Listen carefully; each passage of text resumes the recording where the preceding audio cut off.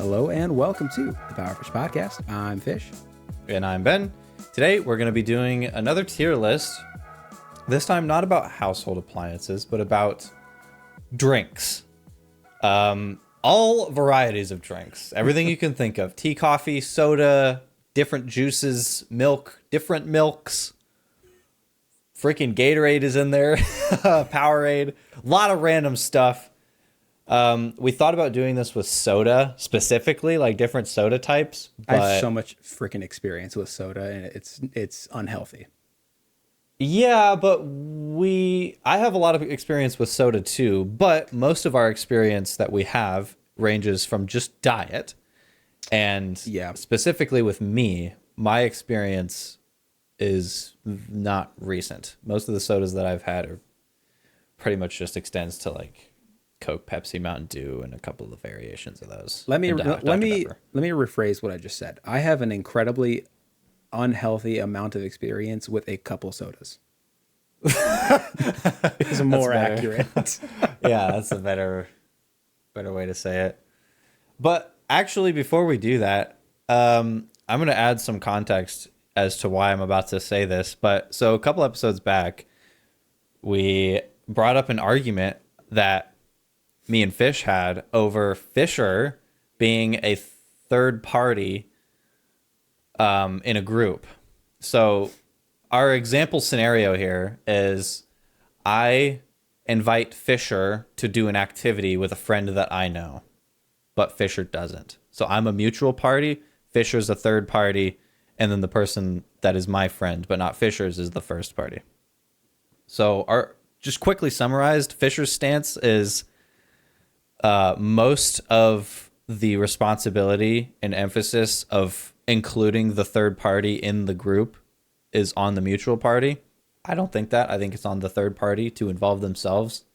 I don't think the mutual party should have to do much other than just introduce. So recently, I set out to prove that I'm right. As you do. Yeah, I'm slapping it objectively on this. So objectively.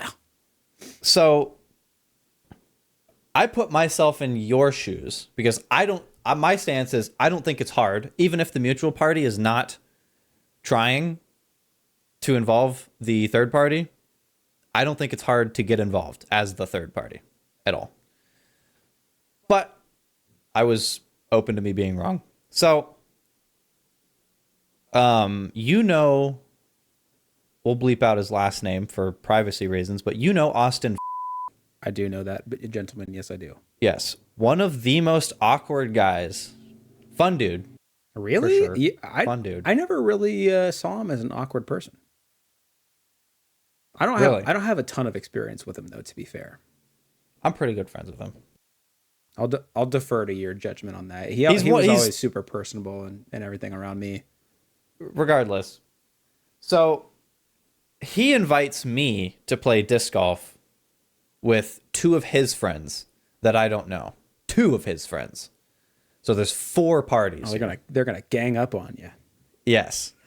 So as soon as he invited me, I'm like, yes, this is not only a great time to hang out with one of my great friends that I like very much, but as a double, I can use this opportunity to put to the test who is correct here. So I go into it. I get there. I show up. Austin comes up to me and he introduces me to these two people. I say, hey, what's up? And immediately, within moments, I solidify myself as part of the group. Austin did absolutely nothing to include me in this group other than introduce, which I believe is a responsibility of the mutual party. I think that's good to do. But that is where Austin's involvement ends. Literally, not even a couple minutes in, I am already making conversation with both of these. I would argue two is harder than one. With both of these guys. And not once do I feel like I am being a third party. A third wheel, rather, not a third party, because I am the third party. But so right off the bat, I am putting in all the effort, and the effort that I'm putting in isn't very much. But it doesn't matter because I'm already involved. I'm having a full-on conversation before we even start teeing off on hole one with these guys, with no involvement from Austin. But one part that I do concede to is after we're done with this disc golf game, we all go out to eat, and Austin and them two do start talking about some inside topics, some other friends of their own, because I'm pretty sure they've roomed together. And I was trying, it is hard when they are talking about an inside conversation. It is hard, straight up hard to get in on that.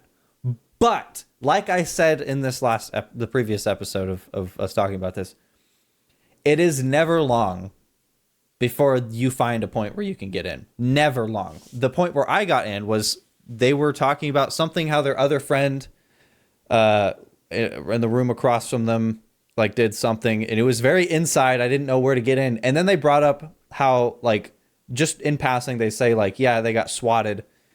Boom. That was my in. Immediately I say, whoa, hold up. You can't just say what you just said like you didn't just say it. He got swatted, and then immediately I'm involved. It's never long before you can get involved. So my conclusion at the end of this interaction was, I just don't think you're as good at getting in as you think you are. I think that conclusion is dumb. Please explain to me how that could be dumb. So the entire point of what I was saying, the whole like primary section of what you were just talking about was about the introduction aspect of this. That I never really had much of a problem with. I'm glad that you agree that it's the responsibility of the mutual party, or that they should at least, it's a good practice to introduce. But that's not the problem. Like I'm not saying that, like, you know, you have to carry me into the conversation or I won't go. That was never the issue at hand. It was always the inside conversation, other conversations aspect of it. And again, like it kind of goes back to what I was saying. It's not like I never contributed, and it's not like I never had anything to say at all. I'm talking about those moments that took place on, I would say, frequently, you know, when we were out. But I'm talking about those moments. The part where you're saying like it was actually incredibly difficult. That's what I'm talking about. And I never claimed it was possible. I was more saying. So you think I was having inside conversations the majority of the time? That's the way it at least felt to me. I don't think that that's the case. And even then, I was still able to get in because, like I said, it's never long before you can find an in. Right, and like I said in the last episode, as far as finding an in, I would do that. I don't think that you did to the extent that you think you did. I did sometimes, and it just kind of got to, like I said in the last episode, it got to a point where I just didn't really care as much. I get the part where you just stopped caring. Which, like, again, I'm not relating those parts to this. But my conclusion is mutual party, little to no responsibility. See, and I still don't think that you're really grasping what I was getting at. You're focusing so much on, oh, it's just so easy for you to jump in, just jump in. And what I'm saying is we shouldn't be in this predicament at all. And you wouldn't have to be if you were good at jumping in. No, you're not listening to the words that I'm speaking out of my face. What I just said was, we shouldn't be in the predicament we're in that somebody has to find an in or get an in. It should just be an inclusive conversation. That is the most courteous thing as a host to do. See, I don't think it matters that much. Yeah, I think I would agree. And a level of courteousness, it's probably more courteous than having an See, and this inside is the thing. conversation. And this is the thing. Like, since you did your little experiment, I haven't done an experiment in the last couple of weeks, but I have talked to probably, because I'm a conversationalist, I talk to people. I've probably talked to a good, I'll be a realistic number here, 10 to 12 different people, and asked for their opinions. Every single person out of that list of 12 said, the way you look at it is the exact way I would look at it. The mutual person in a group of 3. I've done the same. I've literally asked, not that Ashley's like view is super weight bearing in my opinion, but like her and a few others, and they all agreed on my stance. How are you presenting it? The exact way that I have presented it now and in the previous argument, where the emphasis and where the responsibility lies. I presented that I don't think it matters if the mutual party tries.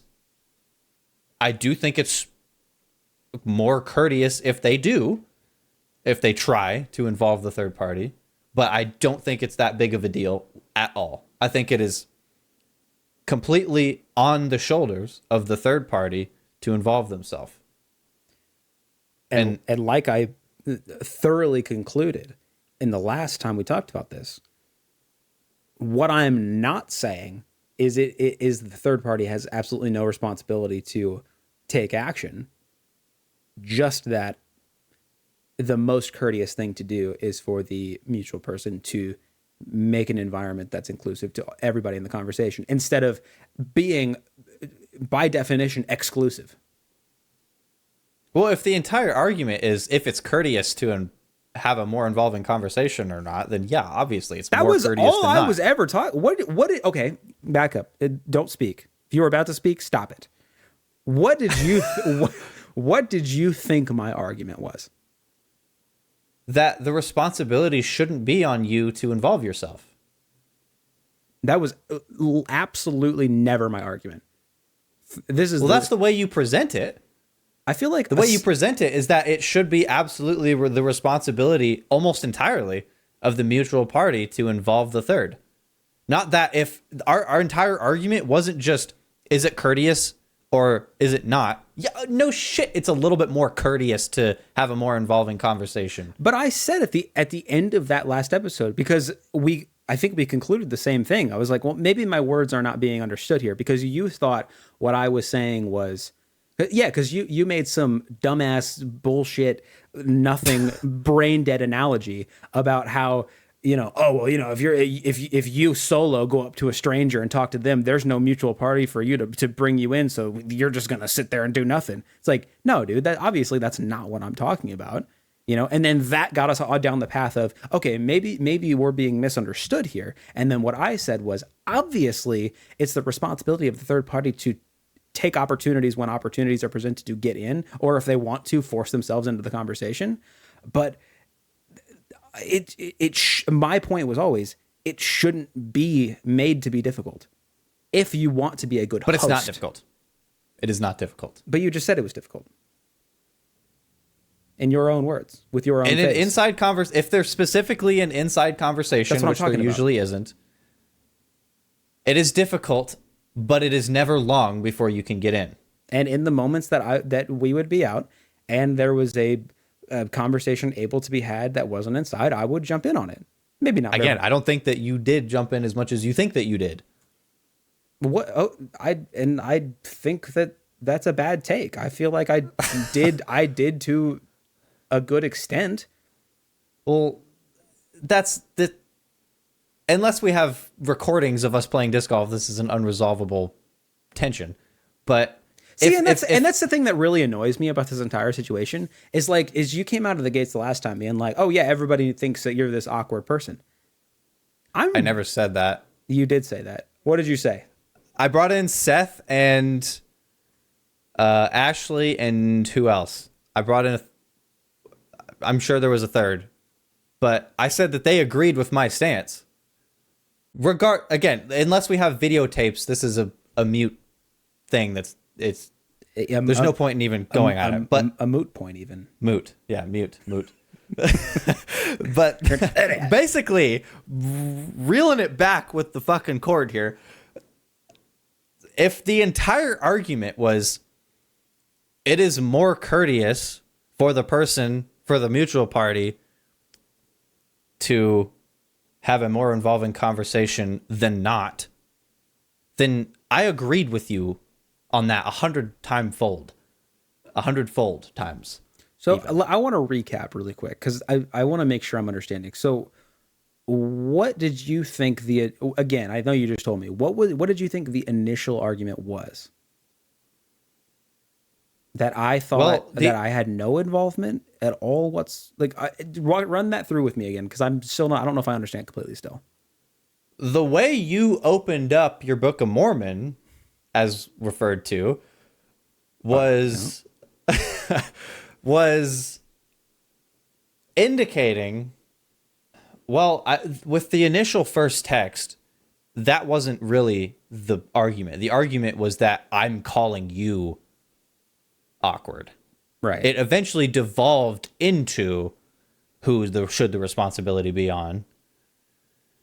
So, okay, let me re-say this, because I feel like maybe I know where the miscommunication was, or maybe I don't. And those are the only two options that exist in the universe, so it's 100% one of those. So there's an objectively we can agree with. Yeah. When I say it's the responsibility of the mutual party, what I'm not saying is it is the responsibility of them and not the responsibility of the third. What I'm saying is, and this is where I'm adjusting my phrasing, it is the responsibility of the mutual party to have inclusive conversations if their goal is to be a courteous host.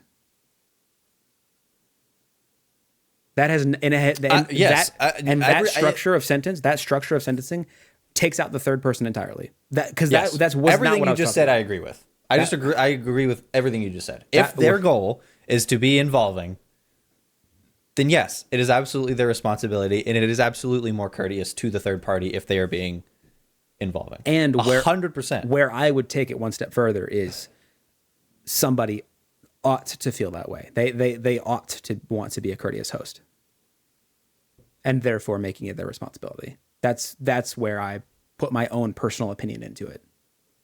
That was what I meant by responsibility the entire time, regardless of me being awkward. So where I think this devolved, where I think this spiraled, is I think this spiraled into me thinking that you're saying that you shouldn't have had to have been involved in getting yourself in these conversations, and that you were accusing me of having to involve you in these conversations.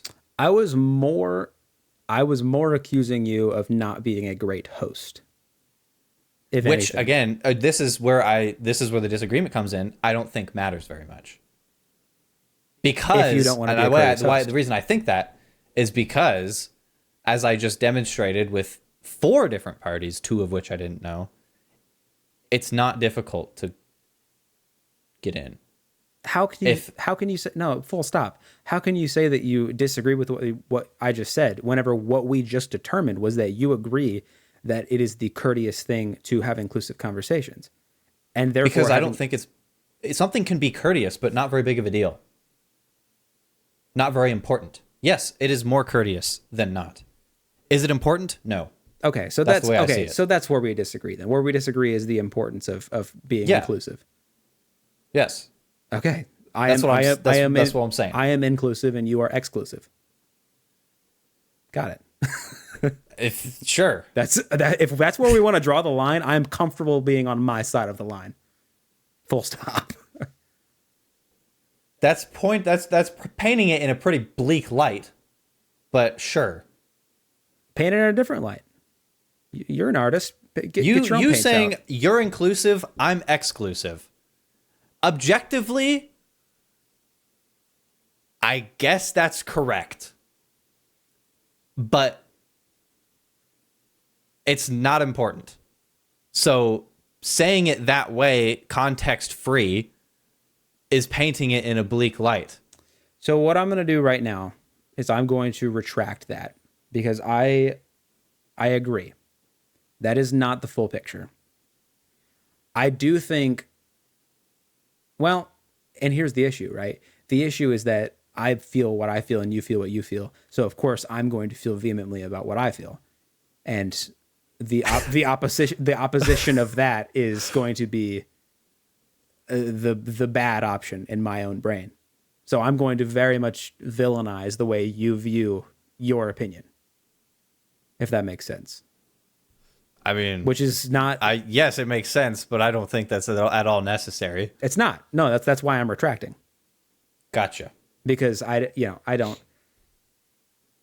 particularly feel you are necessarily an exclusive person in terms of a conversation. I do think you are a good conversationalist. I also feel like I can be a very good conversationalist, even though you came pretty hot in the gates with this conversation being like, yeah, you're shit and I proved it. I do think I'm a very good conversationalist and can be when I choose to be. The reason I said that is because you seem to refuse to acknowledge how easy it is to get in on a conversation, even if the mutual party isn't trying. But in the cases of an inside conversation, you yourself agreed that it's difficult. But it's never long to get in. Literally, and a sentence, a few sentences. So literally less than a minute. Like, it's not even. So okay, I would say that's not standard. People don't, that you had an experience where inside conversations lasted a short amount of time. What if I had an experience that an inside conversation lasted a long amount of time? That's just a different experience, and therefore a different way of viewing it. The direction this conversation is going is also fairly unhelpful, because what you just said a little bit ago is essentially, when the conversation is inside and other to the third party, it's difficult. And when it is not inside and therefore exclusive, it's easier, which was my entire point to begin with. More inclusive conversations are easier for a third person. What did I say? You said not inside, therefore exclusive. That'd be, if it was not an inside conversation, that'd be inclusive. Correct. But yeah, that was my entire point from the beginning. So your whole argument was, yeah, it's so easy to get in on the conversation when it's not inside. And I'm like, yeah, that's what I said. But there's ins, even on an inside conversation, like my example. And what I said the last episode was, I feel like we don't have a time machine. We can't go back to those conversations. I feel like I try to involve myself even in those moments, but I can tell you in other moments of my life, I do involve myself in those situations. I take my opportunities where I can, if I choose to take them. My overarching point is that shouldn't have to be the way it is. And you seem to think that that's not a worthwhile assessment. I didn't feel, even when they were having inside conversations, I didn't feel like they were trying to exclude me. I didn't feel any negative emotion about it. I didn't feel like a third party. So therefore, I am not going to assess that they should have been including me, because I didn't feel any negative emotion from them excluding me. And see, I guess me and the 12 other people I talked to view it differently. We would view that as rude. It's very rude to invite two of your friends together and then go off with one and leave the other one out for conversations. If it's something quick, like with your example, if it's just like a one-off, like, hey, blah, blah, blah, and it's done, whatever, no problem. You're friends. You're going to have inside things, obviously. But like, other conversations that may be drawn on and the other person feels left out, it's rude. I would see that as very rude. And that's the difference we have. Maybe you just don't see that as rude. Maybe because you have been the rude party many times, and you just don't want to call the rude party a rude party because that's yourself. I highly don't think that that's it at all. No, considering I literally insert myself into this situation to put myself in your shoes and still didn't see it from your side. I don't think that that's it. But I think we've stripped this. We've pulled as many strings from this cheese as can be pulled, and there's I think a difference in social experiences that have built our opinions that aren't going to change unless we either experience each other's side a little more often or some magic spell that we're changed. I mean, I can tell you right now that I feel like my family puts a lot of emphasis on being a good host. I feel like a lot of families do that. That's just been my experience with not only my family but other families. That's just a thing that people put focus on. Hey, if you have a friend over, do these kind of things. I understand the concept of doing things for guests and exceptions and stuff when you have guests over and whatnot. Right. I know that. That's the background of experience I'm coming from, is being taught to be a good and courteous host. So that's where I build my social construct of rules around this very topic. So I don't know. Maybe I'm foreign to that. Maybe I put too much emphasis on being inclusive and making sure people feel welcomed into my conversations. You never know.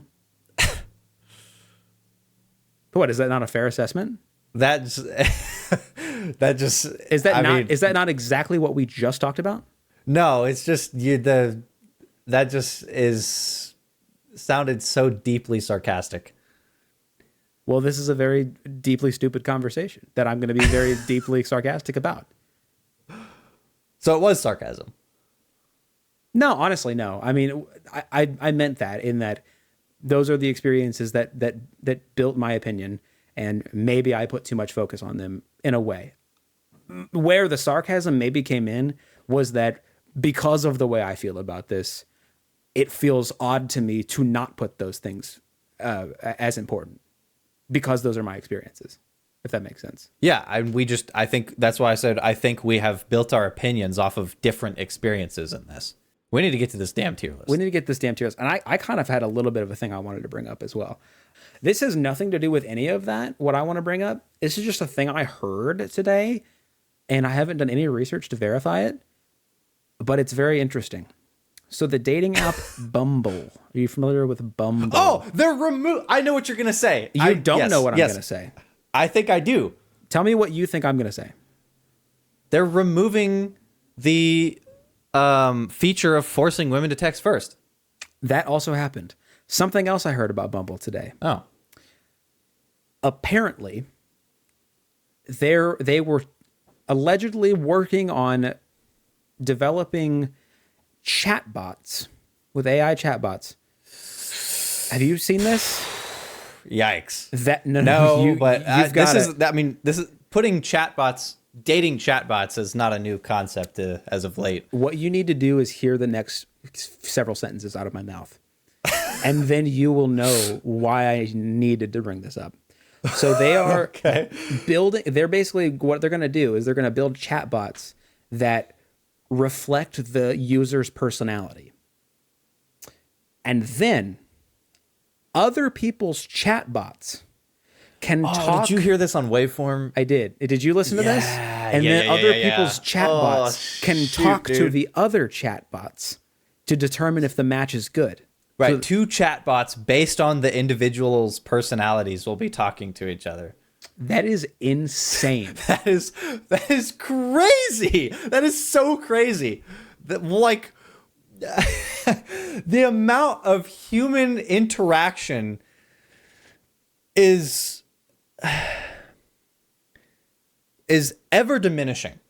But here's the thing. The way I looked at this, how is this beneficial for Bumble? Because if this is going to... So these dating apps like Tinder, their objective isn't to find you a date. Because if they do that, find you a successful date resulting in a relationship, because if they do that, you are no longer using their service. These apps are designed to keep you on the apps, not to do what they say they're supposed to do. Because that's how, because they're a company and they're supposed to make money, and that's how they do it. Could be something to do with, I think it's maybe twofold. It's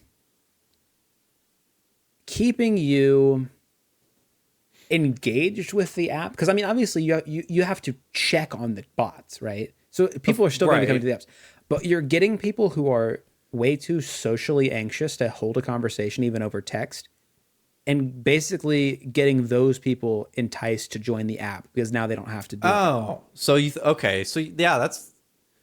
But for, And that gets them on the app. If there's ads, they're viewing ads. They're potentially, maybe this is gate kept by a subscription. So now you're getting money that way. You know? And again, this whole thing might be cap anyway. But is this fact or cap?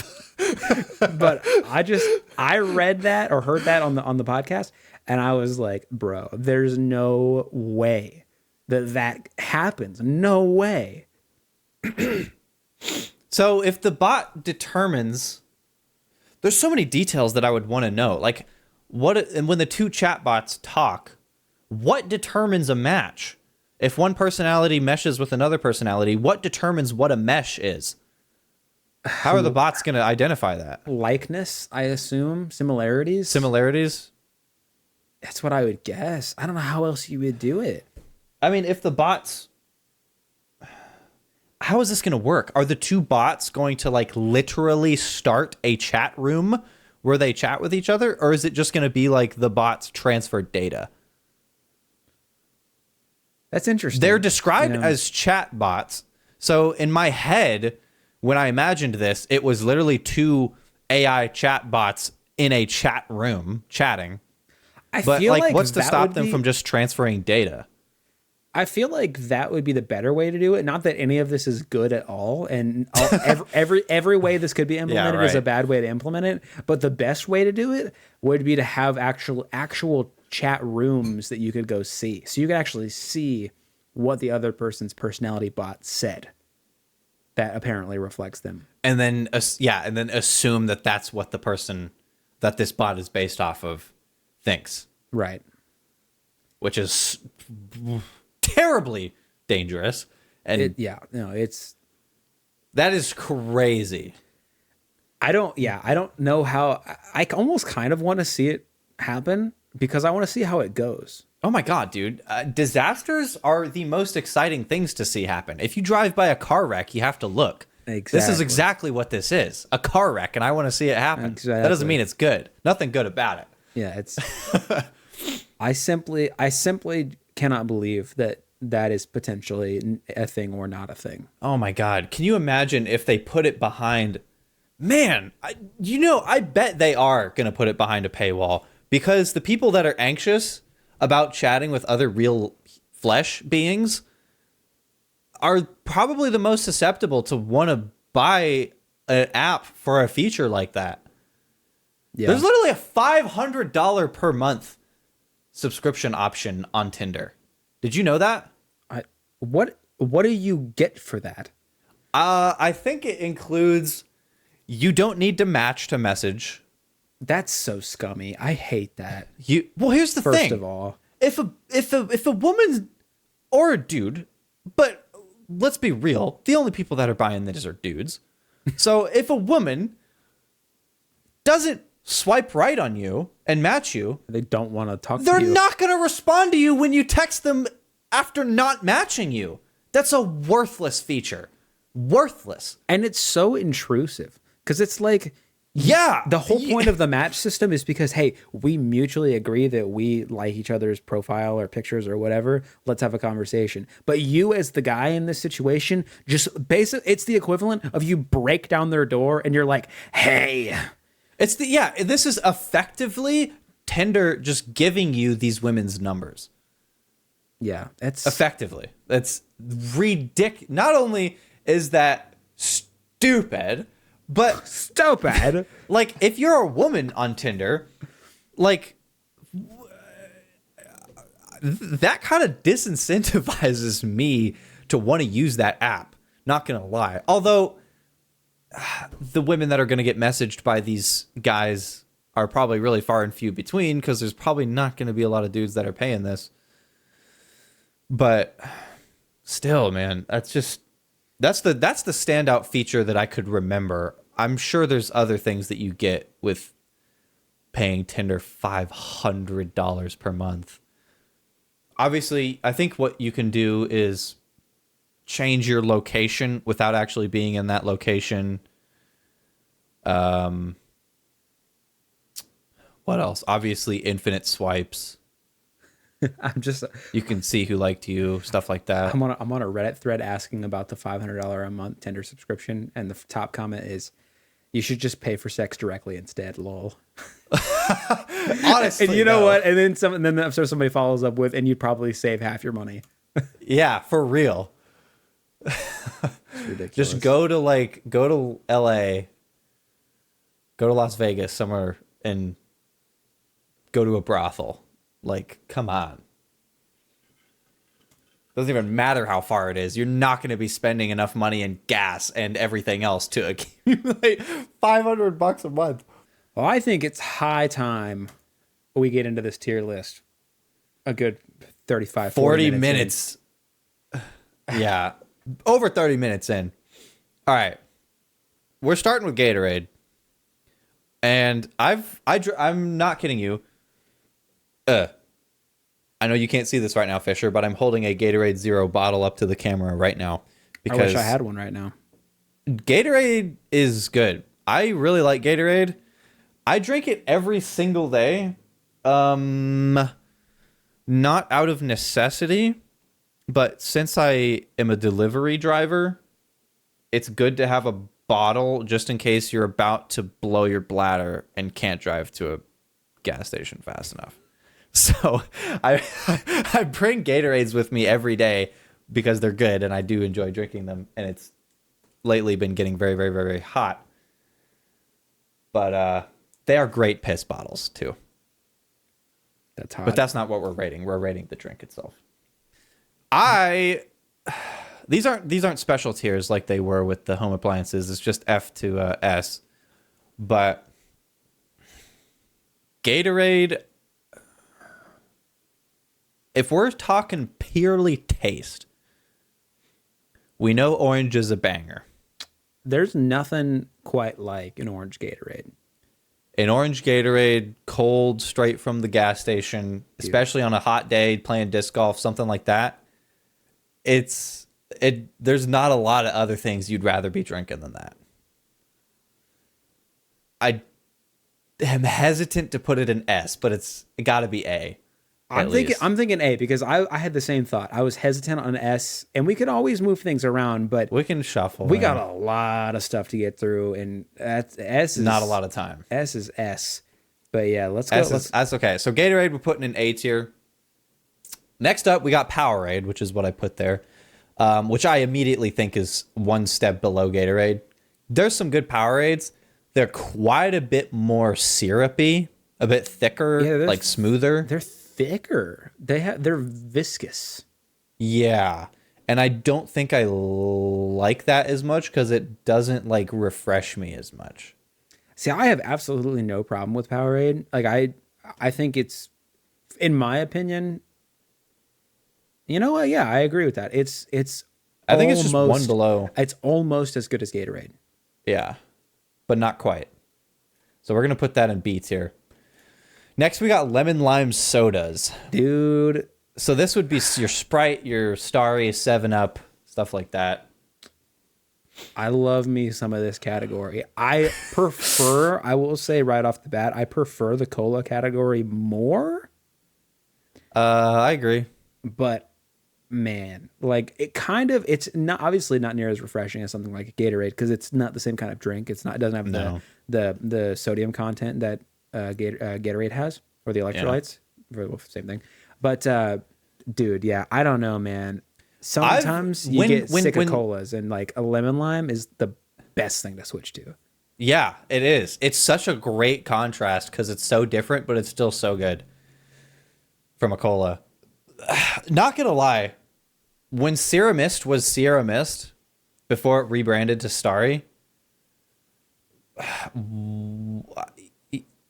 something about the rebrand, even though nothing changed except the label, immediately their rebrand worked. Because I've started drinking Starry more than I ever drank Sierra Mist.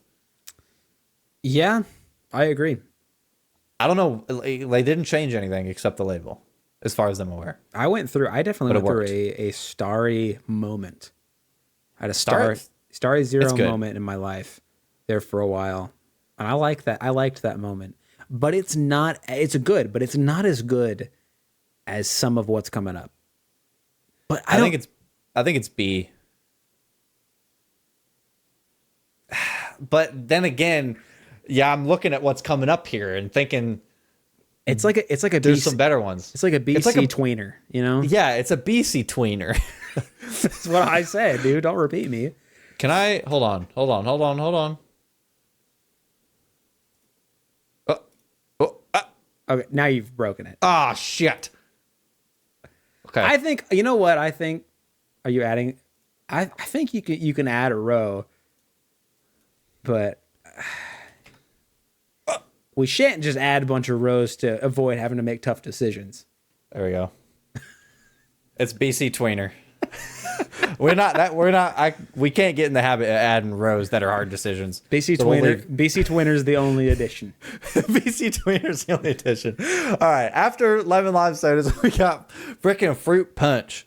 Not gonna lie, I don't have a lot of fruit punch experience. I've had a lot of fruit punch flavored things. Yep. But when it comes to just straight up fruit punch, I don't have a lot of wherewithal. That's exactly what I was gonna say. I love fruit punch flavored things. Straight up fruit punch, I'm sure it's delightful, but I don't think it goes higher than C. No, I don't think so. And even then, the flavor of fruit punch can be something you want to switch off of pretty quick if you've been drinking it a lot. Like I've had a fruit punch flavored body armor and some fruit punch flavored Mio water squeeze squirt things. Yeah. And I don't know. It's a good flavor to come back to every now and again.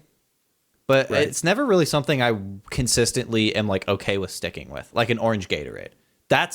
I've never wanted to like branch off of that because I'm getting tired of it. That's never happened. Fruit punch, that happens. But it's not a bad flavor. So I don't think it's like D or F. So then it's C. So it's C. Yeah. All right. Water. I mean, shit. I mean, water. How do you rate this? I'm not gonna lie. I've got this water bottle right here. That's my Aspro Stop sticker. Yeah, that's my ass stop.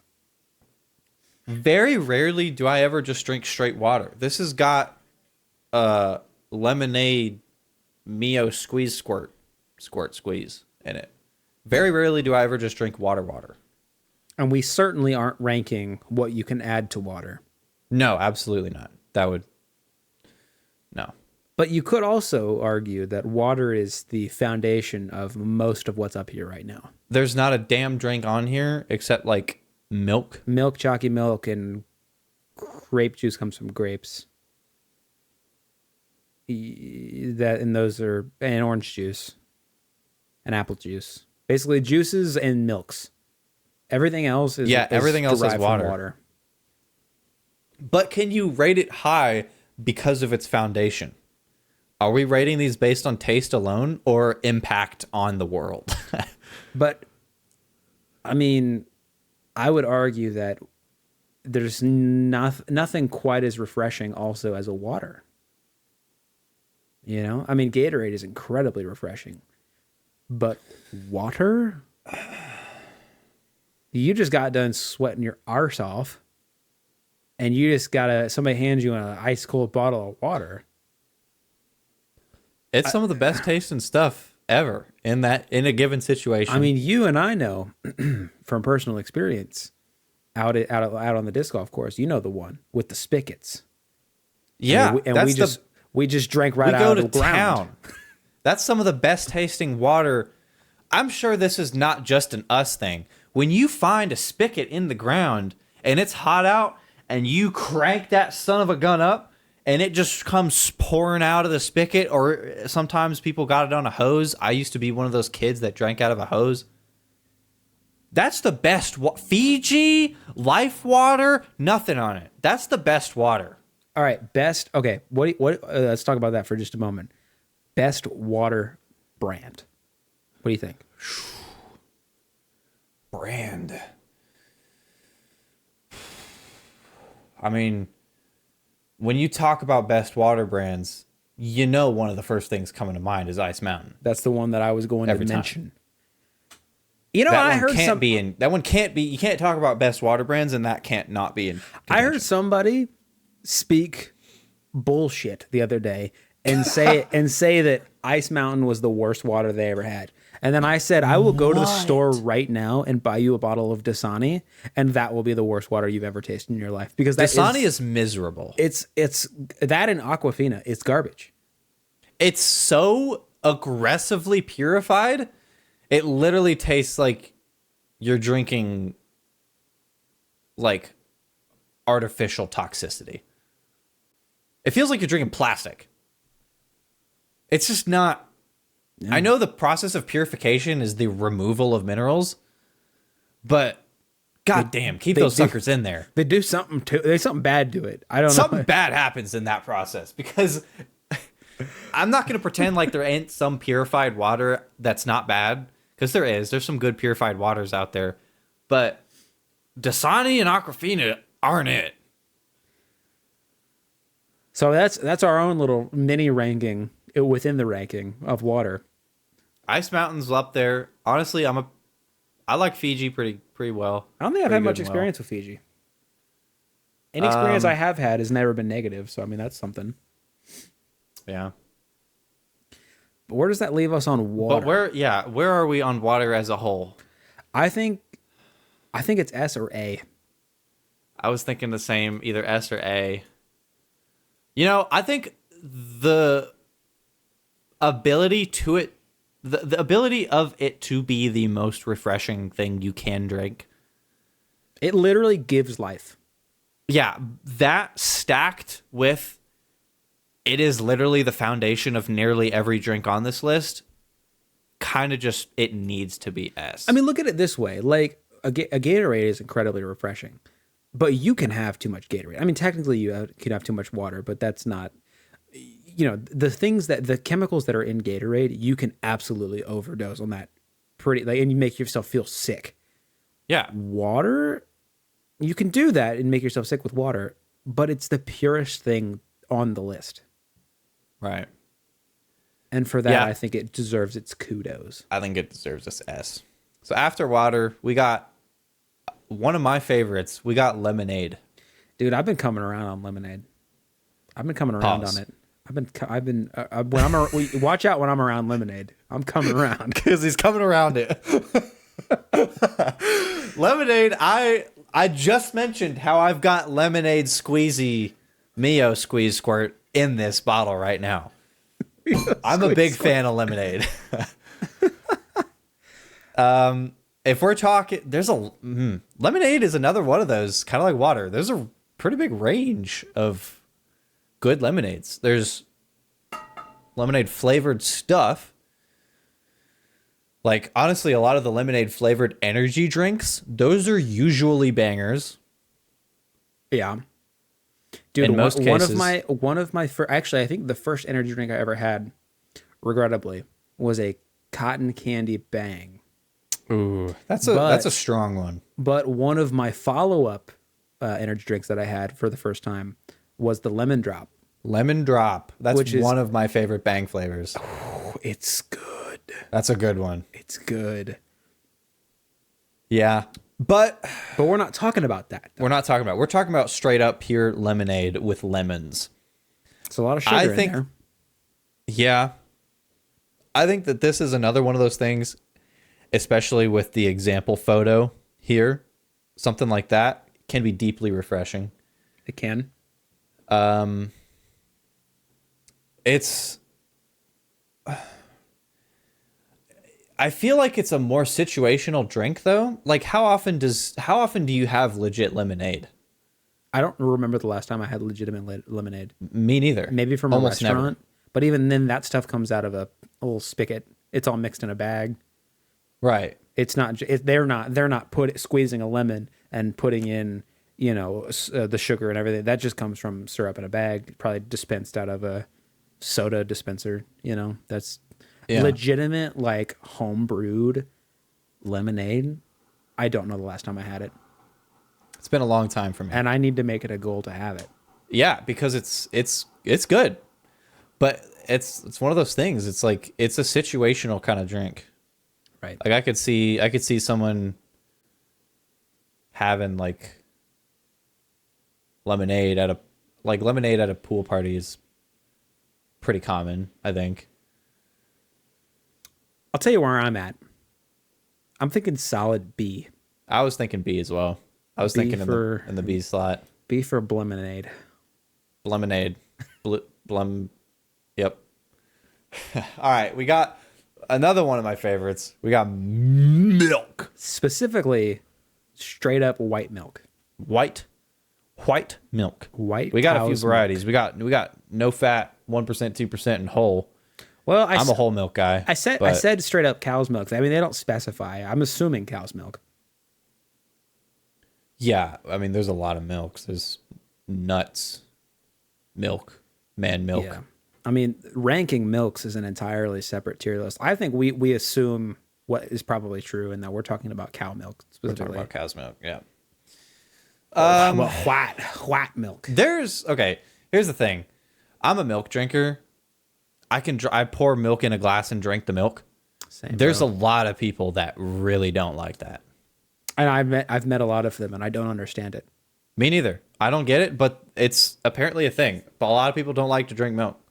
They'll only use it as another thing is, aside from drinking it and using it as like a tool for cereal, it's a great cooking thing. You pour some milk in like some scrambled eggs, instantly just poofs them up and makes them airy and great. Yeah, I mean, when you make something, I don't have a lot of experience with cooking, but like if you're making something like not soup basically, but like sauce related, if you make it with water, it's gonna be very runny. But if you make it with milk, it's very creamy.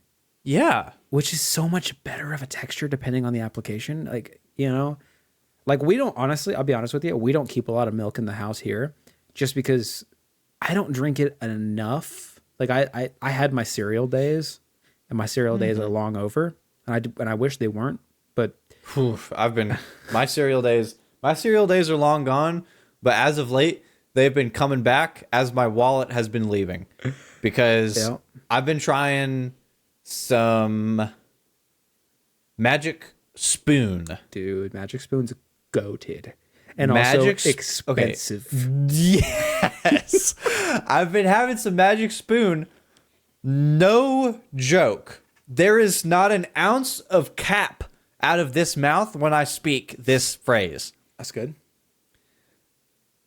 The boxes are so small. I literally poured my bowl's worth of cereal, what I would consider a serving, which isn't a serving. A serving is 1 cup. This is a lot more than that for me. But my serving, over half of the bag of a $9 box of cereal. I was gonna say, and it's like it's a small box, and it's double to triple the price of normal cereal. But it's got no sugar. It's got like 5 times the protein. It's And way less carbs. Good. It tastes good. Not a lot of things can get those kind of macros and actually taste like their less healthy counterparts, but they do it, and they do it well, and it's good. But $9 for a box that cannot supply me with 2 full servings. That is an expensive bowl of cereal whenever you pour it. Yeah, that's like a full $5 bowl of cereal. But that's I not bought 3 boxes. I bought a fruity, I bought a honey nut, and I bought a chocolate. The chocolate. And next thing I know, I'm out almost $30. Yeah, that chocolate one's good though.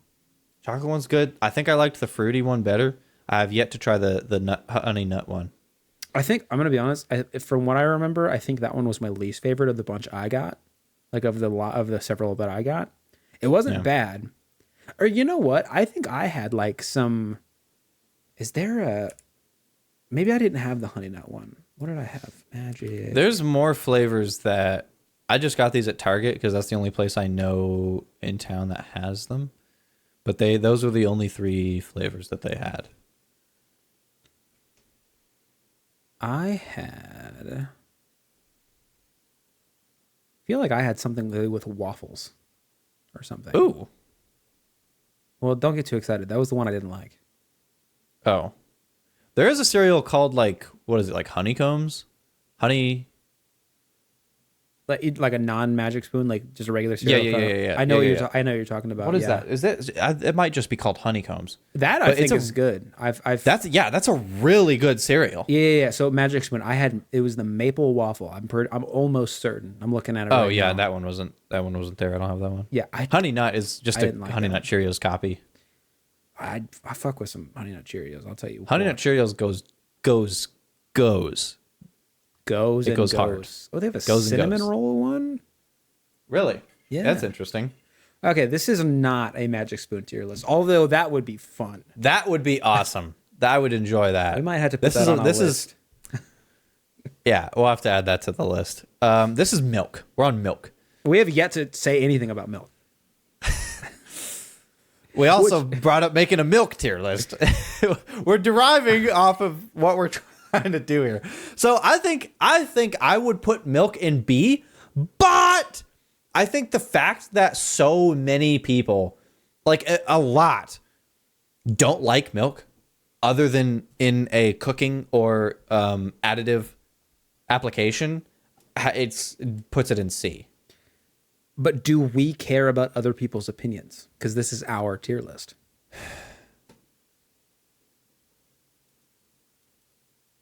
No. So I think it should be B. But do I think that it should be B? I haven't actually decided that for myself. Do I think it's a BC tweener? That might be a good fit for it. It could be a BC tweener. I think it's a B because I genuinely just really like milk. Well, I'll tell you what. You think it's B, and I don't think it's C, which would mean it can't be a Yeah, I BC don't think it's C tweener. either. Yeah, if it's a B, but definitely higher than a C, it literally by definition is not a BC tweener, so that puts it in B. That is the most logical way to make a decision. Milk is B. So next we've got one that's kind of tough to be able to tier, but we got energy drinks. There's so many energy drinks. Yeah, there's a lot of good ones, a lot of bad ones. Even within brands, there's a lot of goods and bads. Bang has come out with some bangers and some Hey, and they've also come out with some literal trash.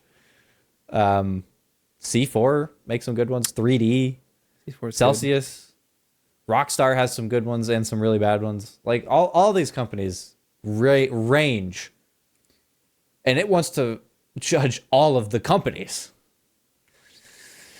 You know what I've been having a lot recently that's not really an energy drink, but it has caffeine and kind of reminds me of an energy drink? Bubblers. Bubblers, they're just Are they just sparkling water? I guess they are Yeah. sparkling water, aren't they? Yeah, there's Yeah. caffeinated ones, which I assume is the ones you're taking. I didn't those know. are, those are sparkling waters. I didn't know they had non-caffeinated ones. To be honest with you. Yes, I believe that's what they started with. Well, maybe I'll bring that up in the sparkling water category, but that's not what we're talking about. We're on the energy drinks. I have had a stark lack of energy drinks as of late, and I feel like that's for my own benefit. I've had the same amount as I've had for the last like 5 years, which is Too many? usually like one a day between. Oh, that's not bad. Yeah, one a day between 100 and 300 milligrams per day. We used to pack. We used to pound. We energy used to drinks. just shovel you and me- them. You and me used to do like 2 a days back with the gym and disc golf. I remember vividly 3 a days.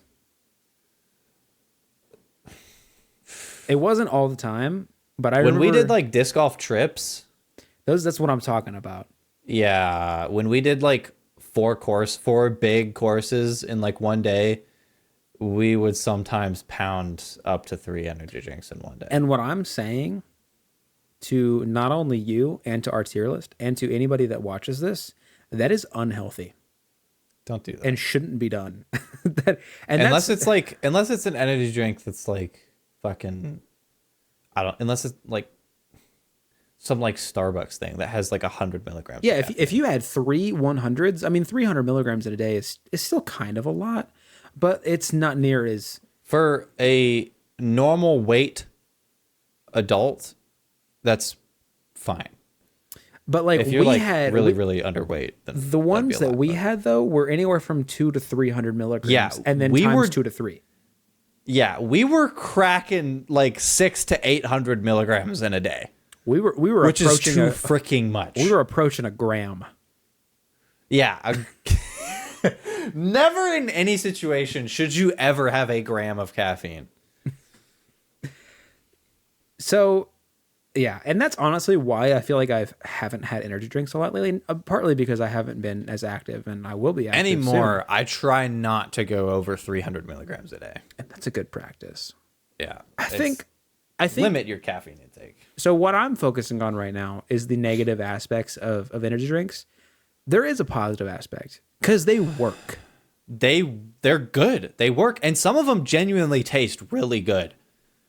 Some of them genuinely I've taste really been in freaking this- bad, but Let me ask you if you've been in this situation, because I've been in this situation where what's on hand, it's an inappropriate time for me to drink an energy drink, but what's on hand is just like straight water or an energy drink, but I want the this taste of happens an to energy me drink. this happens to me all the time, because there are some, like right now I've got a mix of Celsius and rain in my fridge. And as you know, some of the rains, like the gummy bear and the orange sickle one, Dude, some of those are really freaking good. watermelon warlord, bro. Oh my Dude. god. Dude, yeah, rain has some really good ones. Yeah, no, And it's tough to resist not wanting to drink one at like 4 p.m. in the afternoon and keep myself up all night, because yeah, they're good. They are just straight up good. And they have a utility. They've also killed people before. I will say they have killed stupid people. yeah, Those people have killed themselves with this tool because they're stupid, but you know, they have the ability to do that. But I don't know. The utility of them is really high up there. The taste of them can be really high up there. is it better than milk? I don't. Well, if you're gonna drink something before a disc golf game, it sure wouldn't be. I hope it wouldn't be milk, because you wouldn't be able to do nothing after that. I feel like I remember us being out on a trip one time and me getting some chalky milk from the gas station. I feel like I remember doing that. I'm sure that's happened before. I do Done remember. that. We've gone on enough trips, disc golf trips, to have made some poor decisions before the games. I do remember getting some of that muscle milk, though. Muscle milk's good. It's It's got a ton of but it's protein. good. It is some of the fattest, most heavy milk ever, but it's good. So energy drinks. But where are we putting these, dude? I think it's I think it's A or B. I think it's A. Because I'm comfy with that. the taste can be astronomical. The taste can be astronomical, and the utility is unmatched by anything else on here. So I think it's got to be A. Which leads us to grape juice. It's and this is right alongside fruit punch for me as far as in my mind. Honestly, goes. same. Because it's listen, there's nothing offensive about it, and honestly, I enjoy the taste of grape juice, but I would almost rather just have a grape juice flavored thing. Maybe that's me, but like I don't want to commit to drinking straight grape juice. It's been years since same thing with like lemonade and fruit punch, to be honest. It's been years since I've had legit grape juice. It's good stuff, but like, But yeah, it's one of those things where when you want it, it's nice to have, and it's not bad. Doesn't taste bad, but like to me, like that I want grape juice is completely satisfied by a grape Crystal Light or something. To me, it is. honestly, yeah, I agree with that. Even like a grape Gatorade, Yeah, it's the taste. it Of does grape. the grape well, which I don't think I would say the same of fruit punch. So I think grape getting outdone by other imitations of it would put it lower than fruit punch. I think it would be D. See, I don't have that opinion about fruit punch, about it being like irreplaceable, because I do get a vast amount of enjoyment out of just a Crystal Light packet of fruit punch. Yeah, I think I'm not against having a fruit punch flavored thing, but I don't think it's better than the fruit punch itself. It's just that the fruit punch itself is such a niche thing to begin with. I'll say this: while I disagree with the reason for putting it at D, I'm comfortable with putting it at D because I think I just prefer the flavor of fruit punch more anyway. Yeah. So I'm just for that reason also comfy with putting it a little bit lower than fruit punch anyway. So next, this is one I Dude, keep saying this. I like this one a lot. We got iced tea. I fuck with iced tea, dude. Iced tea. It's another one of those really damn refreshing at the right time.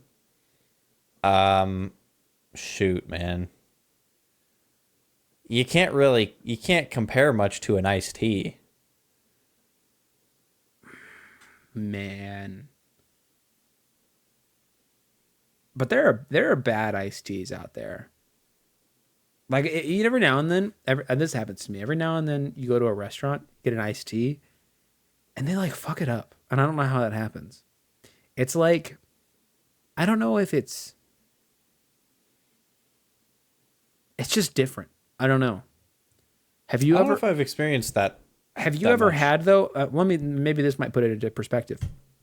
We used to, as a family, used to have sun tea. Are you familiar with sun tea? I recognize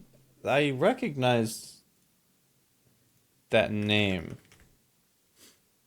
Essentially, all sun tea is tea that is brewed with the sun. Yeah. Okay. Sun tea is good. Yeah. Sun tea, I agree, is good. There's a lot of tea derivatives too that I think are also really good. Like, I'm a big fan of peace tea. I don't like peace tea that much. I know you don't, and I don't understand it. It's just, I it's think just not my peace tea thing. is one of my favorites. It's just not my thing. You know what's incredible? What? Gold Peak Zero Sugar Sweet Tea. Gold Peak Diet is incredible, but you know what's better than that? What's better than that? Milo's Diet Sweet Tea. I think I might have only had it once and I don't remember. I know people say that though. Milo's is, I think it's the best prepackaged tea. Could I get around. that at the store right now? Because I really want to try it. But Milo's Diet or Milo's Zero Sugar Sweet Tea is straight up unbeatable. I have not had a tea that is as good as that. I tell you what, you can get a gallon of it for about $3.50. About $3.50. You can get So a that's gallon another of thing, it. ladies and gentlemen. Tea is cheap. It's not expensive. Man, I want some of that. I think iced tea in general, high. I think it's A tier. It's definitely no less than A tier. I was debating on if it's S tier. Really? You think S, baby? I mean, what else is gonna go in S tier? You know, like, you got to think what deserves that spot. You don't think iced tea deserves that spot as one of the greatest drinks of all time? Yeah, I think you're right. And I say that as somebody who admittedly doesn't drink as much iced tea as they should. I don't drink a whole lot either. And I'm realizing that now. And maybe for that reason that I'm saying this without having drinking it very much, maybe that does demote it to A. Maybe it does. But my heart feels like it should be an S, but my actions put it in A. You know, that makes sense? Here's the thing. The option next to it is just tea. I'll tell you what. I'm taking an iced tea over a hot tea any day of the week. Yeah, I agree. I love hot tea. There's a Don't get me wrong. lot of hot teas that are really my aunt who lives in Idaho. I went up, she used to work at a shop that specialized in different like teas with like chai tea and all types of different teas. And oh my golly, there is some incredible teas, hot teas. I don't have a lot of experience with like more specialty teas. I just It was straight a up. full shop of specialty teas, and there are some absolute bangers. I'm familiar with like specialty teas, but I generally speaking don't like them very much. Really? But I also haven't had the array.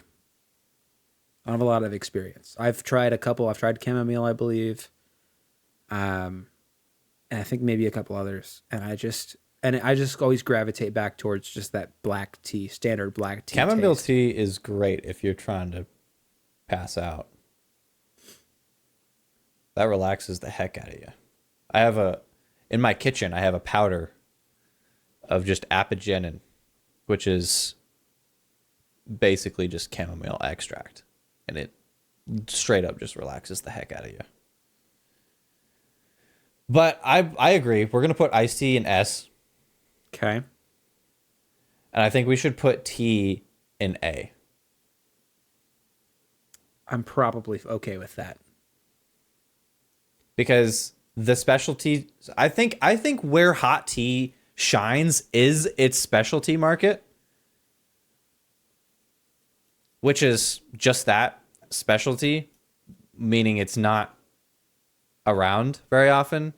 But when it is, I'm telling you, shit's gassed. There's another drink on this list coming up that has a very vibrant specialty market. I personally prefer that specialty market more than the specialty market of tea. But maybe equally. I don't know. I just don't have enough experience with hot tea. We'll talk about that when we get to this. We'll cross the bridge when we get to the bridge. But up next, we have sparkling water. Okay, As you just said, you were just getting into this. Let me say this right now. Next to me right now, I have sparkling water. However, Okay, the Hy-Vee water coolers. However, you got to let me finish my sentence. However, that is not traditional sparkling water. Traditional sparkling water is bubbly, LaCroix, and things like that. So we have sparkling to water, define our parameter. And also, when I said the bubblers earlier, that also is not traditional like LaCroix sparkling water. That stuff is very much flavored.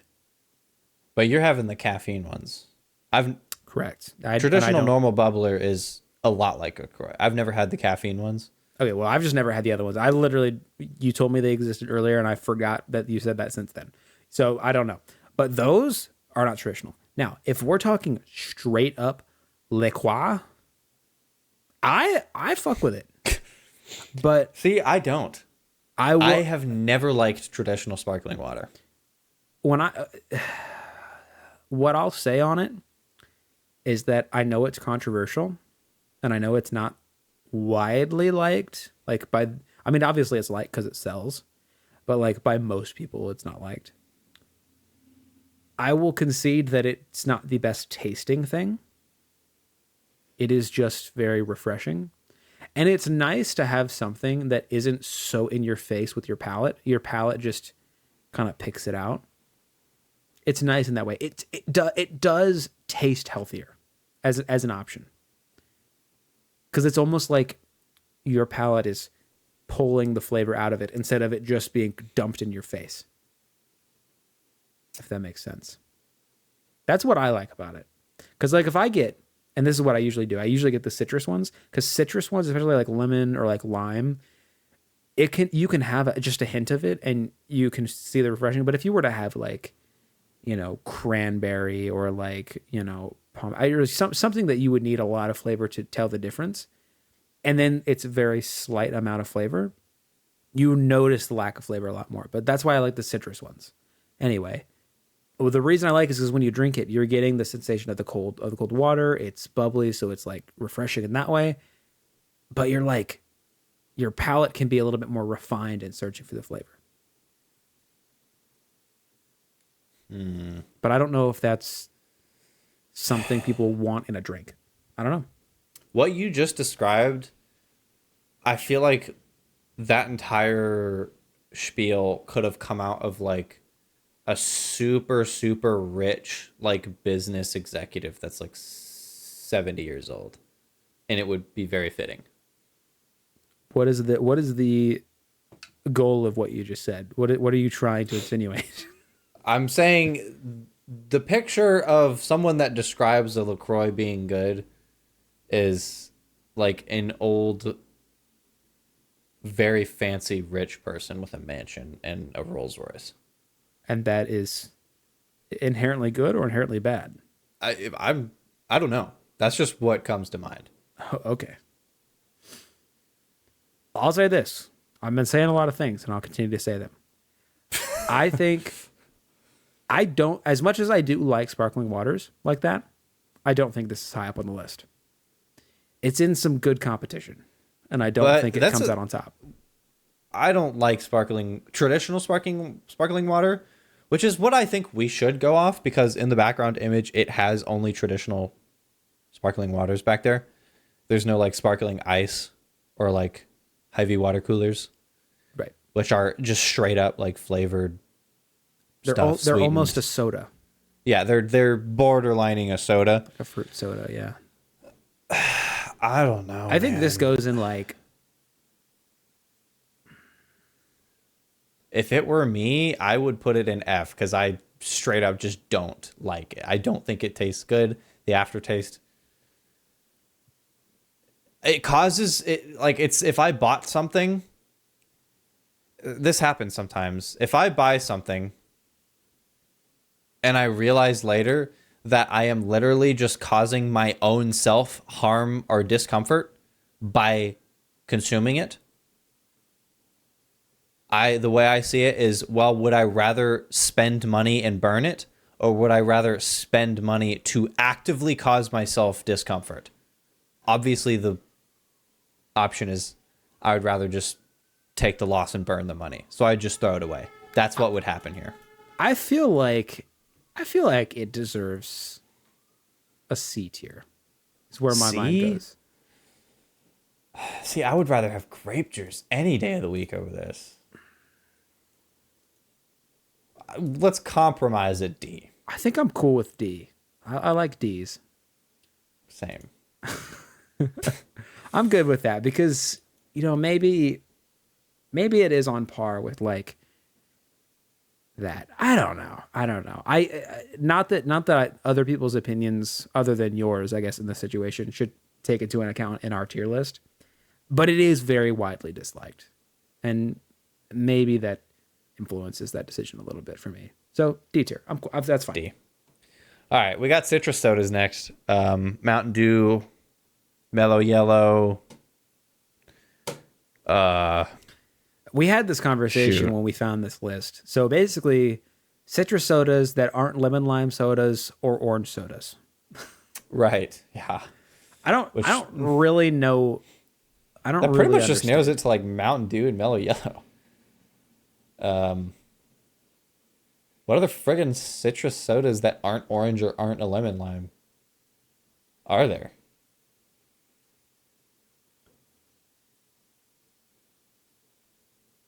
Any?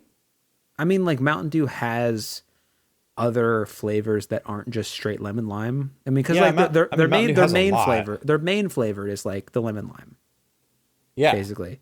But like then they have the other ones. But then if you get like Code Red, you're getting a cherry soda more Yeah. than anything. If you get Livewire, you're getting an orange soda. Sorry. Is Livewire the blue one? Dude, I'm the wrong person to ask. I don't drink a lot of Mountain Dew. Most of the Mountain Dews I don't drink because most of the Mountain Dews don't have zero variants, and I only drink Diet or Zero. That's the exact reason I don't drink a lot of Mountain Dew. I don't really know if we know what this is enough. I mean, obviously there's Mellow Yellow on this thing. Let's just say stock Mountain Dew and stock Mellow Yellow, which are very similar. I would put that alongside a lemon lime, honestly, because that's what it is to me.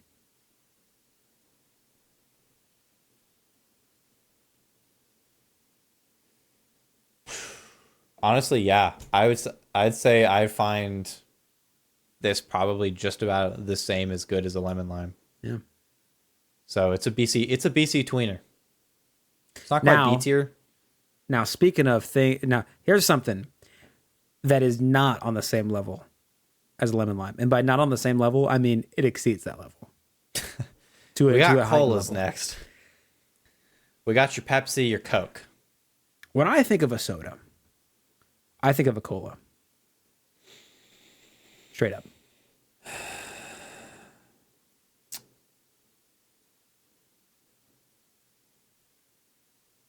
Yeah, I think the default that comes to mind when I think soda is a black. Yep. Man, is no, it's a black. It's a black soda. It's a cola. Yeah. And there's a lot of colas. There's a lot of nuance within similar colas. You just between Coke, Diet Coke, and Coke Zero, Pepsi, Diet Pepsi, and Pepsi Zero, and in their can and bottled and fountain forms, there is a huge disparity in just those three options and in just their different served options. For example, Coke Zero in a bottle, kind of trash. Yeah. Pepsi Zero in a bottle, kind of stuff. goated. It's pretty good. Really good. Diet Coke out of the McDonald's machine, literally better than all of the others. Also, Diet Coke out of the can is pretty good as well. Diet Coke out of a can ain't bad. But yeah, that's the thing. That's the thing about this whole thing. Diet Coke out of a can, amazing. Diet Coke out of a bottle, it belongs in the garbage. Yeah, along with Coke Zero in a bottle. Coke in a bottle, just no. Bottled Coke is just different, and it's not as good. Bottled Pepsi, whatever they're doing, it's a lot better because bottled Pepsi is fantastic. And then we haven't even touched on the actual GOAT, which is Dr. Pepper.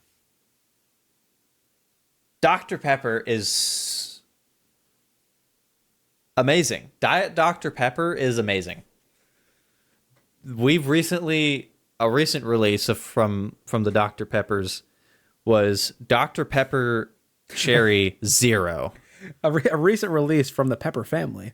From the Peppers themselves was Dr. Pepper Cherry Zero. I've had so much of that stuff. I've had so much stuff of is so goddamn good. That's one of the best sodas I've ever had, definitely. Oh, yes. So this has got to be... Shoot, man. I think it goes right to A. I was debating A and S. Based on what I drink more, I drink colas way more than I drink iced tea or water or Gatorade or tea or energy drinks. But I drink colas more than anything. I drink water more than any of them by an order of magnitude, and maybe Gatorade. But well, I opened this episode by saying that I have an unhealthy relationship with soda. But does that put it in S? It doesn't. Is that a good thing? It doesn't. It does not. It does not. I don't think that. it does. What it does do is tell you that I really like it, and I believe it deserves an A tier. I think it's A. Yeah, because it's good. Okay, we're taking a real 180 from cola and soda to chalky milk. Dude. Chocolate milk. Chocolate milk. You know what I wish was on this list that isn't? Son of a what? Strawberry milk. Strawberry milk. Strawberry milk is Strawberry milk's also good. way up there. But that's not what we're talking about. But we're talking about chalky milk. I wish we were talking about strawberry milk. Shout out to strawberry milk. You're the real one. Shout out strawberry milk. But chocolate milk. Frick, man. This is some of the best stuff out there. Especially if you get it from Prairie Farms, like whole milk. Dude. Yeah. I had some of that recently. I don't remember what was happening. I think I was just in the store and I saw it and I said, yep. And then It's got I think one of the highest sugar content of any drink I've ever seen ever. But man, is it so good. I actually don't. It probably has about the same amount of sugar as like a regular soda, which is unbelievably high, by the way. Maybe I'm cap in saying this. I don't think there's cap, but I also find chalky milk very refreshing. Yo, yeah, I agree.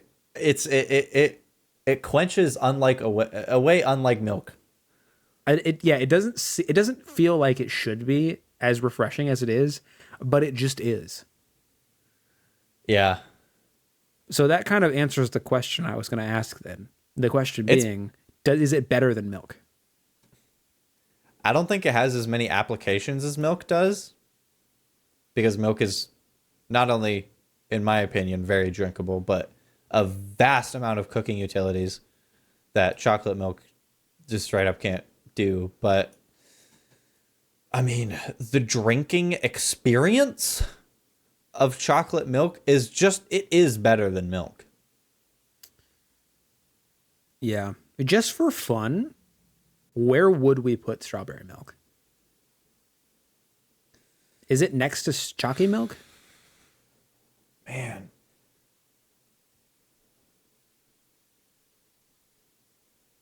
I think it's like an A-B tweener. I don't think it's quite up to chalky milk, but I don't know, man. There are some times that strawberry milk not only is on par with chalky milk, but it surpasses it for me.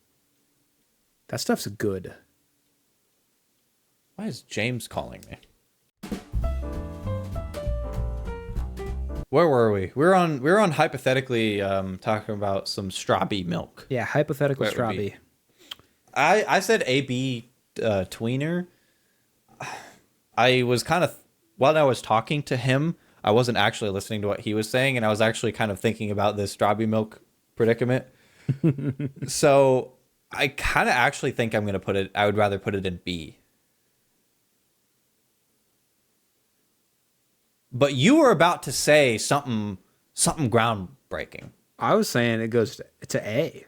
You think? You think it's on par with chalky milk? Dude, there are days that I want it more. Like, I think about, hey, I could go to the store right now and pick me up some chocolate or strawberry milk. What am I getting? And I'm like, oh, strawberry.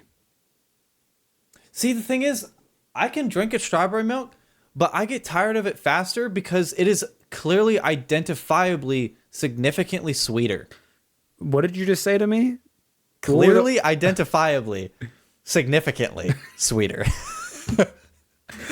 Damn. All right, you're right then. If it's that much. Objective, definitive, conclusive. But no, I like it a lot, but you can taste the sweetness a little bit too much for me, in my opinion. No, and that's not a knock. It's a nitpick. It's not a knock because I still love some strawberry milk. Well, that's fair. And we're not actually ranking it. So that's, and it's not even on the fair. list. But hey, What- put strawberry milk, A B tweener, somewhere around there. Yeah. But our actual next drink here is root beer. Another one where the differences between the brands shows quite Stark. heavily. We got Barks. Diet Barks is one of the best. Diet A&W. A&W. Recently, they've had some A&W Zero, I believe. That's been around. Or It's or was within it- the last couple of years. or was it just Diet before? I know there's a Diet A&W, but I've thought within the last couple of years they started doing some A&W Zero. Either way, I mean, for me, I think my favorite flavor of root beer is a Diet Barks or a Barks Zero, just because it's so different. But there are some times where it's like I want vanilla flavor that comes in. If you want the cum, you got to get the mug. Mug root beer goes hard with that. You know what goes extra hard? That's maybe a bit underrated. Culver's root beer. I would argue that that's not underrated at all, and that anybody that's had it would rate it highly because Culver's root beer is very good. Yeah, it's I wouldn't say it's underrated. I would say it's just underdrank. that's what I meant, I suppose. Yeah. Yeah, it's because it's good. It is good. But you know what? I don't think it's A because I don't think it's to the level of a cola. It's not. But you know what it's better than? A lemon lime. Yeah, so it's a B. Yeah. It's not a BC tweener. I think it's pretty conclusively a B. Yep. Which leads us to apple juice. Again, another one of those juices. Apple juice, as when it comes to the juices like fruit punch and grape juice, is the most common of them. Apple juice, you wouldn't be hard pressed to walk into somebody's fridge, literally like walk in with your whole body to someone's fridge and find some apple juice there. Like it's a common thing. And no one's buying apple juice to like do anything with it other than just straight up drink it. Apple juice is good. I'm going to make this really easy for us. Are you ready for me to make it really easy for you and us? What? It's better than fruit punch. It's not as good as lemonade. It's a BC tweener. Yeah, I 100% agree with that. You know, like as far as juices go, I mean lemonade's not really a juice, but it's kind of the same mindset. That's where it goes, man. You know what's not a BC tweener though? Orange juice. Because orange juice is the best juice on this list. Full stop. Yeah, objectively. It literally It's not an opinion. It is. It just is. Orange juice. Orange juice is really good, man. It's just so. And not only is orange juice. So one of the things we had with grape juice and fruit punch is specifically with grape juice, the grape juice derivatives are. You might take one of those over the grape juice. In some instances, the same with the fruit punch. Right. Orange juice, not only is it incredible as orange juice, but the derivatives also are incredible. They're both incredible. Yeah. But I will say that there also, at the same time, is no replacing straight up OJ. No. While I do If you think want orange, OJ, if you want some OJ, some real OJ, something like a Sunny D ain't gonna do it for you. it's straight up not, it's not the same thing. It's not. No. I'll fight anybody that says it is. It's not the same thing. Orange juice is. It's good. It's at least B tier. At least B. Does it go I to think A? it's. I think it's A. I think I can go to A with it. It's in good company up there. I think it's A. Which leads us on the topic of orange. Man. We got some orange soda. We got Fanta, some Sunkissed Crush. Crush, orange sodas.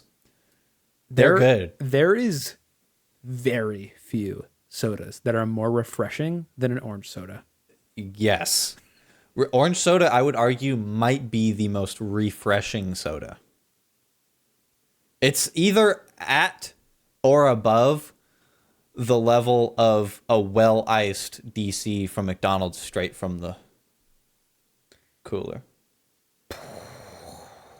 Does it join its brethren in By the in way, OJ? I say mean, DC as if everyone knows what the hell I'm talking about. DC is a Diet Coke. That's Diet Coke. Yeah.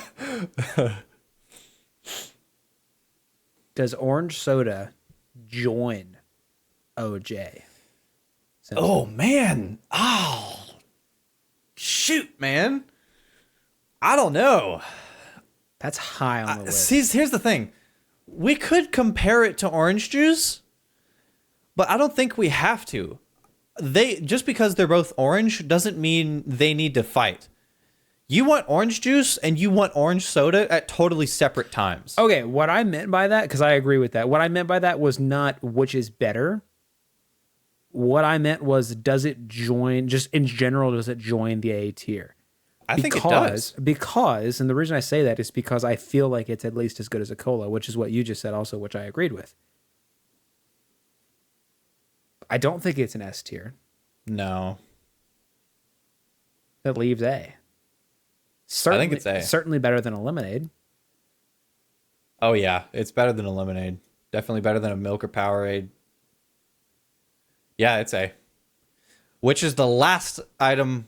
That is not the last item. Which leaves us to the last item on the list, which I think is an immediate S. It is coffee. I think I'm cool with that because coffee is goated with the sauce, dude. Goated with the, like, not even just goated, but the sauce is all over the goat. Like,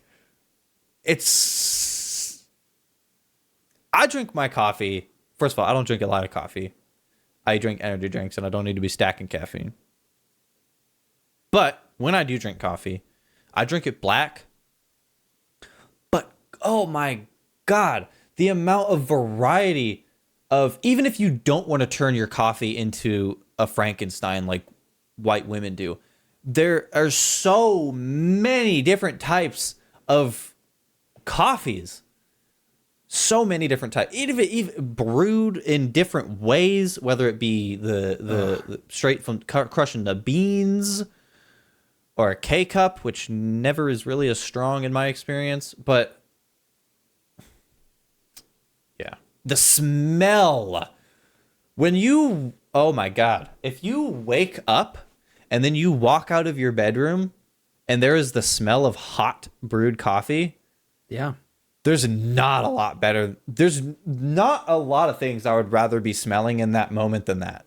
That is the exact conversation we had when we talked about coffee makers, even. Yeah. About coffee waking up makers to are it. awesome because stuff, of the dude. coffee element. I don't Now remember we are rating the thing that makes coffee makers so good, which is the coffee. which is the coffee. Meaning it is so good. Not only is there so much variety between how coffee is brewed and the intensity of which that it's brewed, there's also a lot of variety in if you do decide to add creamers to it, which obviously you're adding in another thing. But to me, I think that does kind of include it in the essence of coffee. You know, assuming you don't go overboard. I wouldn't say a raspberry tea isn't tea anymore. Right. Exactly. I would apply the same rules to coffee. I think if you make your coffee look damn near white, then you're getting out of the realm of coffee. But if you and I do this, I drink my coffee black almost every single time. But every now and then I'll put a little bit of creamer in it just to it turns into like this like deep caramel color kind of. If you just put that much in it, like it just alters the entire experience in a beautiful way. So not only is there that variety, there's also the variety in the origins of coffee, where the beans come from, how the beans grew. Like I got into specialty coffee there for a while. Like Nicaraguan coffee or Peruvian coffee or Guatemalan coffee. It's so different. And that's all black coffee. Yeah. So I think this is as clear as it gets in S tier. Yeah. So looking back at our list, we have no F tier items, and I think that's fine because nothing on this list is, unless you're talking about me and sparkling water. Yeah. Nothing on this list is bad to drink. Yeah. So I think we'll give a rundown for those listening. At D tier, F tier is empty. At D tier, we've got grape juice and sparkling water. At C tier, fruit punch is all on its own. And our own tier that we created because indecision of the BC tweener tier, lemon lime sodas, citrus sodas, and apple juice.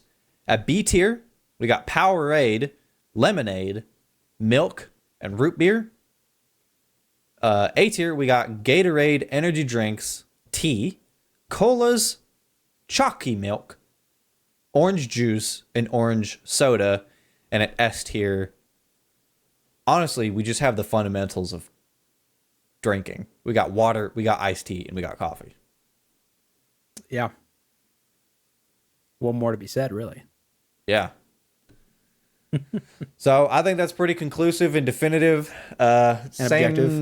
Objective. Same scenario with the last tier list. If you disagree with this, then you're disagreeing with the facts, which makes you wrong. Yeah. So let's wrap this up because we wasted a lot of time at the beginning talking about things that weren't this tier list. Exactly. But they needed to be talked about. But they needed to be said. They actually sex, robots, and stuff. Yeah, everybody's robots dating each other. Yeah, that's a rough one. Exactly. Anyway, so everybody, thank you for listening. Thank you for watching. We will see you next week. Later. See ya.